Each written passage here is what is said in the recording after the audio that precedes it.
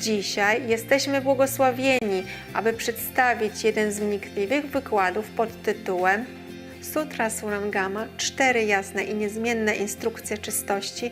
Powstrzymaj się od pożądania i zabijania, część 2 z 6. Między mistrzem a uczniami, udzielony w języku angielskim 22 grudnia 2018 roku.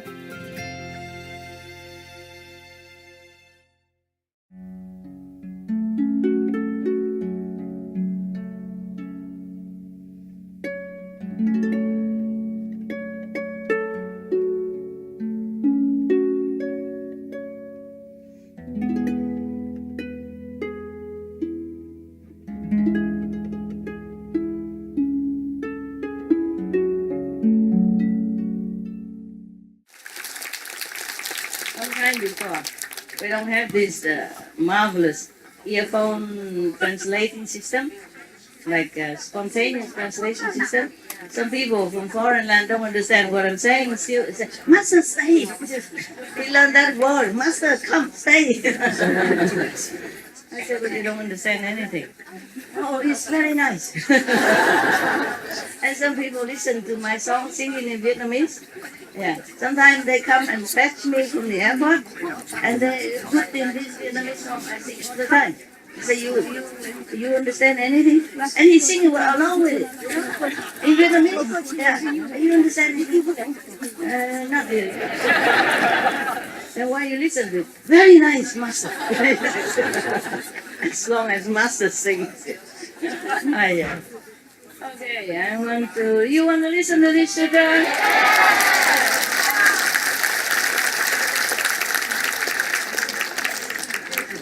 Before, in our SMTV, they always put a caption, like Buddha is vegetarian. So I corrected them. So now they put Buddha vegan. Remember, you saw that? Okay. Why? I tell you why. Normally, when the master is alive, he can speak for himself. He can say, "I'm vegan." But the master is already gone, so they say anything. They put fish in Jesus' mouth. They put pig feet in the Buddha's mouth. They say anything. The poor master is no more in the physical world to talk. And woe to him if he come back to the physical world and say, "Look, I'm here. I'm the Buddha. I'm vegan." Then everyone, what do you think they will react? Huh? They might put him in somewhere. You know where, right? Okay then. I'm going to tell you bedtime story.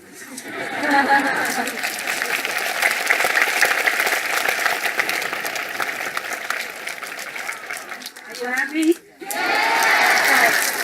Good. You know what happened when a happy person become a Buddha? You know what happened? No? He become a happy Buddha. What if he is miserable person and become a Buddha then? Miserable Buddha. We don't want that. Laughter is good for you. Good for the world. Yeah? Because it brings happy energy. Infected other people with their elevated vibration. Happiness is contagious. Okay? Happiness, smiling, laughing, to make other people happy is also a kind of charity.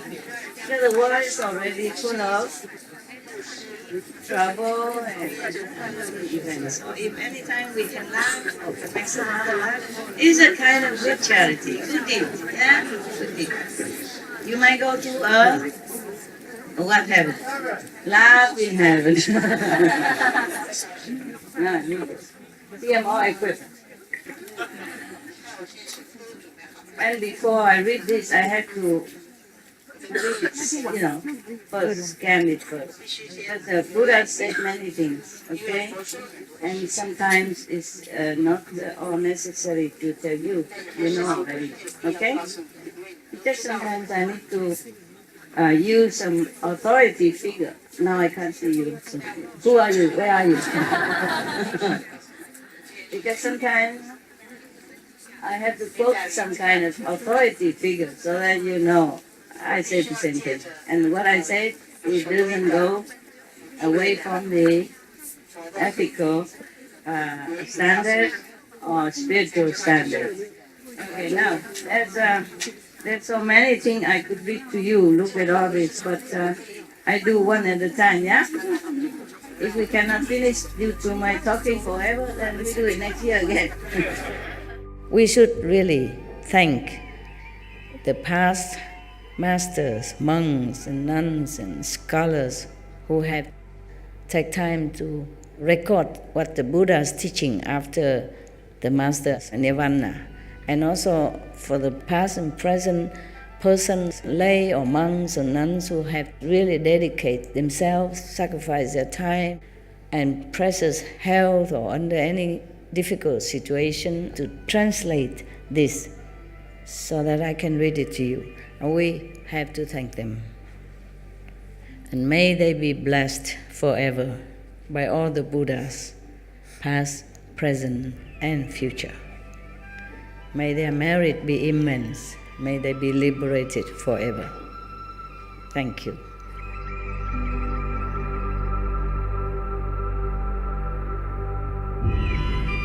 According to Buddhism and the believer and the tradition, when you read sutra and all that, you have to put on incense, flower, and bow to the sutra first and thank all the Buddhas and Bodhisattvas in 10 directions, all respectfully, before you read it, okay? And then you cover the sutra also with silk, beautiful cloth, and I just make it more popular, more easy, simple. And I apologize to all the Buddha. I say if I done something wrong, according to the tradition, my heart is full of respect. It's just that I cannot always do that. So please, all the sin, whatever I've done wrong, is all on me. At least other people, they hear the names of the Buddha, according to the sutta, they will get benefit. Yes. I tell you some basic thing first, okay?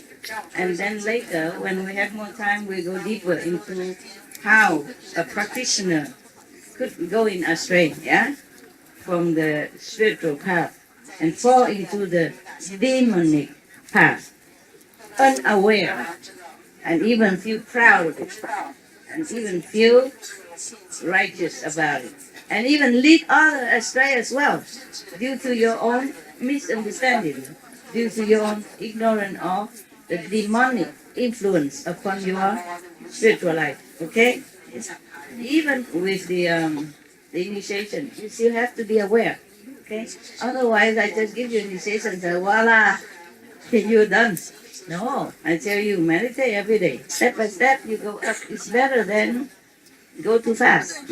Go too slow in the highway, no good. Go too fast, also no good. And I also tell you to keep the 5 precepts. I don't say, okay, master, all the powerful, you do what you want. Doesn't matter. It does matter. Now, in this one, the Buddha explained to Anand about just a simple, the 5 precepts. And you think it's nothing much. It is a lot. Okay, even to the monks. So the Buddha saying things here to the monks assembly. But at that time there were also dragons and devas and ghosts and demons of different kinds who came also to listen to the Dharma. I just tell you some part of the sutras only, okay? And there are many demons even came listen to the Buddha. And the dragons, and the devas from the heaven as well as from the land and from the sea, from the water as well. Okay, all kinds. Well, some of you see that in our gathering sometimes, If at that time you're not sleeping, your eyes open, then you can see. I mean, this eye. This eye open all the time, see nothing. You see only the illusionary of this world.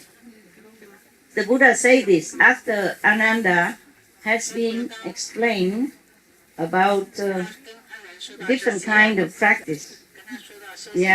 Before that, different kind of practice, like which bodhisattva in former life or in this lifetime practice what kind of cultivation in order to be enlightened and become arhat.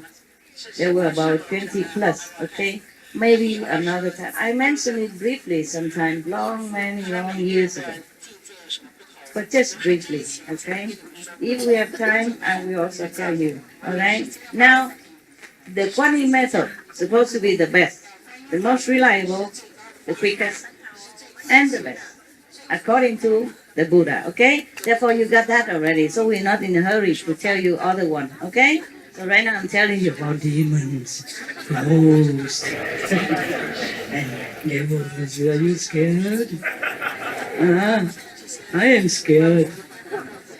After all the Bodhisattvas told the Buddha, Buddha knows already, he just wanted to ask each one of them expound their method of practice so that everyone in the assembly, including the devas and the demon, also understand. Yeah. Finally, the Kuan Yin method is the best.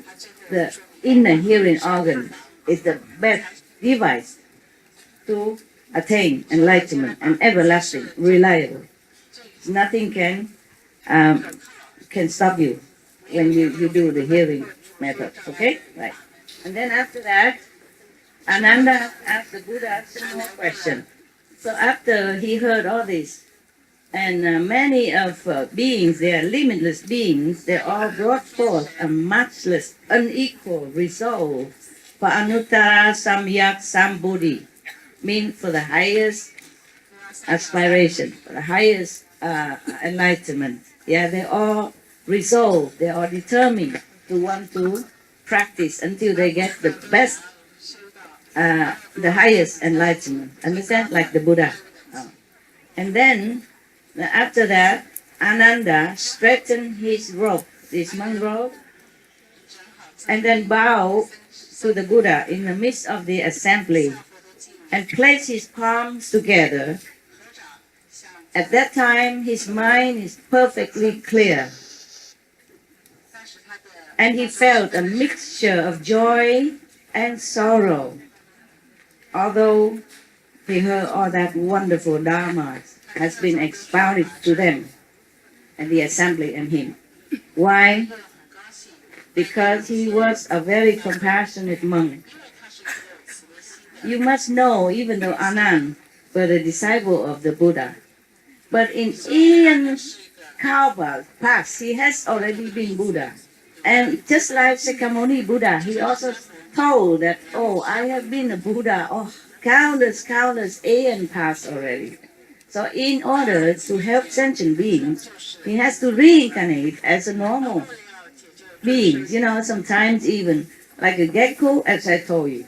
Sometimes as a spirit of even kusa grass, yeah, or a tree, or deer, or goose, etc. And human beings, of course, yeah, and also even kings of heaven.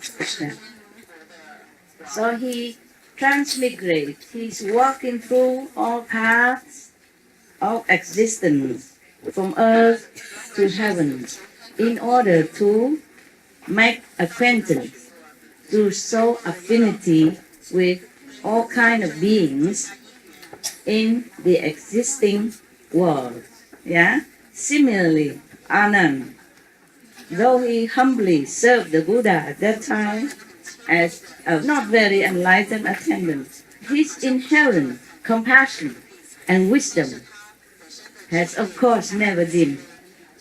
Therefore, because of that, even though he heard the Kuan Yin method was the best method, and he has that already from the Buddha, his compassion steered him to ask the Buddha the following question. Okay, the request. Now, what does he ask? Even though he heard all that, he still has half happiness, half sorrow. Why? Happiness because he's been with the best teacher, having been transmitted the best method. Why sorrow?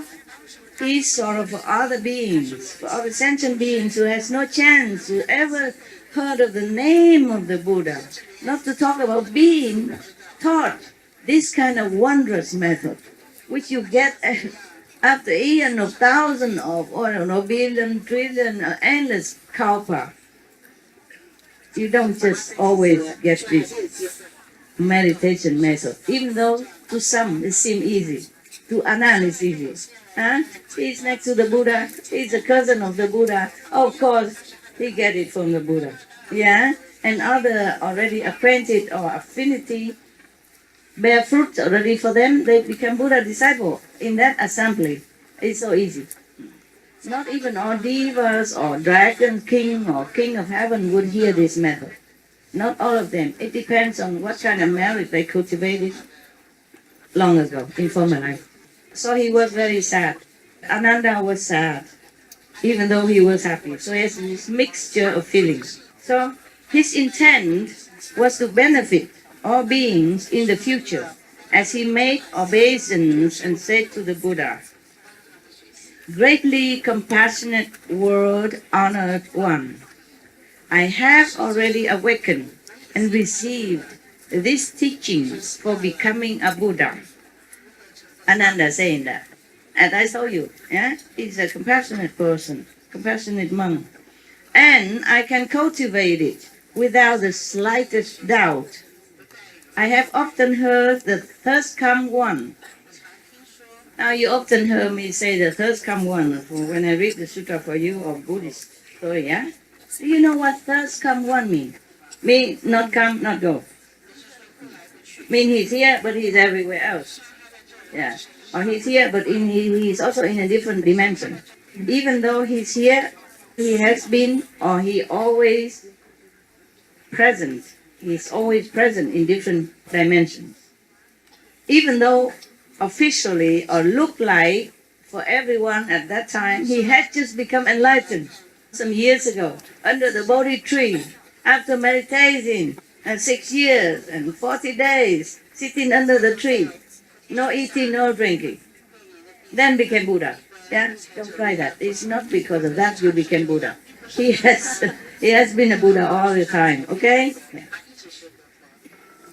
Because if you don't eat, you don't drink, and became Buddha, then all the people who are poor, has no food, no drink, has become Buddha a long time already. I just want you to be clear. Your concept has to be correct. Otherwise, if you sit all the time and you don't have really correct understanding, it's not too much use. And then you don't tap up so easily. I saw some have kind of stamping their feet in one place. And I hope those will catch up soon. So he say that he has received the teaching from the Buddha and he can cultivate without the slightest doubt. He continued, I have often heard the thirst come one say, yeah, thirst come one because even though he became just a Buddha, but he has always been, okay? He has always been the Buddha. And even though he stay in the samsara, the world, but he's always in the nirvana. He never he leave the world and go to nirvana. It's not like that. It just seems like that, only in this illusionary world. But he never go, never come. Never cultivate, never become Buddha, nothing. He has been always Buddha. That's why the practitioners, the enlightened one, they saw that, they know that. So they address him as First Come One. It's one of his titles. It's just like they call him World Honor One, or just like they call him Compassionate Master, yeah, Maharaji, okay? Maharaji means King of Kings. This is some of the problem when people call a master like that. Because they predicted before Jesus born that there will be a great person born to be a king of the Jews. So now, like that, they predicted that the king of the Jews will be born soon, in such and such day, or such and such year. That's why when that year when Jesus was born, with many other infants, the king of that land wanted to find all the infants and kill them all. That's why Jesus' mother and adopted father has to escape, brought him to another land. Otherwise, why? He's just an infant. He did nothing. He did not even speak yet. And had to run already. Imagine the life of a master. And therefore, when he was born already and he became adult and he learned and he meditated, he became powerful already, they still want to kill him. Therefore, no need to make any excuses. They just nail him no matter what. They even forgive one of the sinner, one of the criminal instead of Jesus. The real criminal who did harm to society, like some of criminals. They forgive him, let him free, let him go free. But kill Jesus. For nothing. For that he done nothing. Now you understand why? Because of that name. King. King of kings. Maharaj. But they call their master like that. You're the king of kings. More than king. Yeah? That's not the master who wants it that way. Even if he wants it that way, so what? He is the king of kings. Above any kings in this world. Right? Yeah, Jesus was the king above any king. Before, now, after, forever. Okay. So, because of that, many of Indian masters also have problem because in India they call the master Maharaj. Maharaj means king of kings. They address the master like that. Or Paramhansa, or Param Sant, mean saint of all saints. Or Maharaj, king of all kings. That is a name that makes trouble for the master. Because all the kings are jealous, worried. Yeah? Having fame, power, fortune is a curse in some ways. Yeah? For some people. If you don't handle well fame, fortune, and power, then you'll be in trouble. This power will become like a two-edged knife and will destroy you in the end. For what for? The king was so worried. Go kill all the innocent firstborn babies.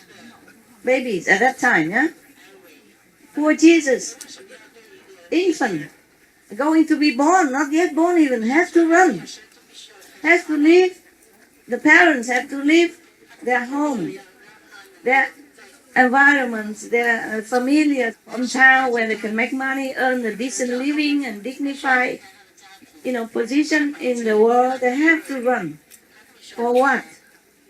That is because fame, power, and richness, blind people. People who have no virtue, who has no spiritual practice, who doesn't know right from wrong. Then, that will kill them at the end. It doesn't kill them maybe by gun or by knife, but it will kill them at the end. And they will go to hell. It is like that. Hell is full of this kind of kings or leaders. They just don't know. So I talk a lot. Are you okay still? Yes. All right. All right. Your fault. Your fault, not mine. Like disciple, like master. When you go out, you also preach to a lot of people. You love to share your wisdom with them. One time, some of the Vietnamese tell me also, they want to come and offer me service. They say one of their family member or two family member would like to come. The Vietnamese people in America a long time ago. And in Europe, they told me, we should come and serve you. Please let us. I said, no, I'm alone. I don't need a lot. I'm fine alone.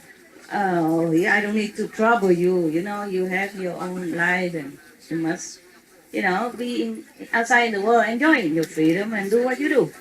Oh, but you are the king, master. You are the king. She don't say such a thing anymore, please. Okay, that's the thing I want to run away from. Huh? To stay away from. Understand? That name, Maharaj, kills many masters already in India and other countries. Don't ever call me that. Yeah, I think it's seldom, maybe. Thank God. Sometimes I see people outside and they say, you are beautiful. I said, so old already. That's the wrong word to use for an old woman.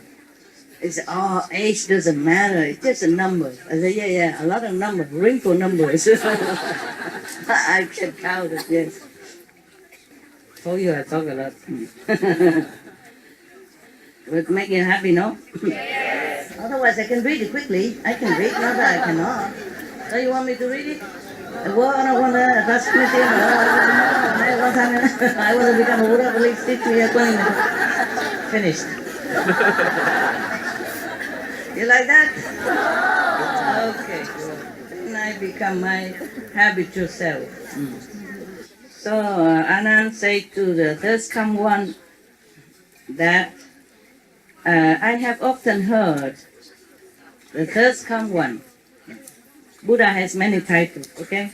First come one, and the enlightened one, and the king of the world one, compassionate doctor, all kind of names they address the Buddha for respect and according to their experience, That's what the Buddha bestowed on them, spiritually and physically. They call him that, yeah? But maybe they're sick and the Buddha healed them because they prayed to the Buddha and the Buddha healed them even though other doctors cannot. Then they call him the king of all the doctors. Make trouble. All the doctors, the war doctors, something like that, okay? Now, so I have heard the first come one say that we should save others first, then save yourself. That is the aspiration of a bodhisattva. Once your own enlightenment is perfected, then you can enlighten others.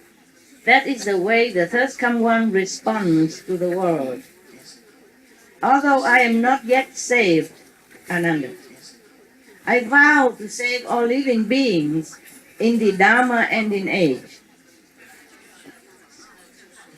He continued, World Honor One. That's another title of the Buddha. You see, like Jesus is enlightened master, but also called Maharaji, great king, or the son of God. Yes. I wonder why God have only one son, and who are we then? Are we adopted or something? Of course, I respect Jesus, but I'm jealous, okay? I'm daughter of God too. Yeah.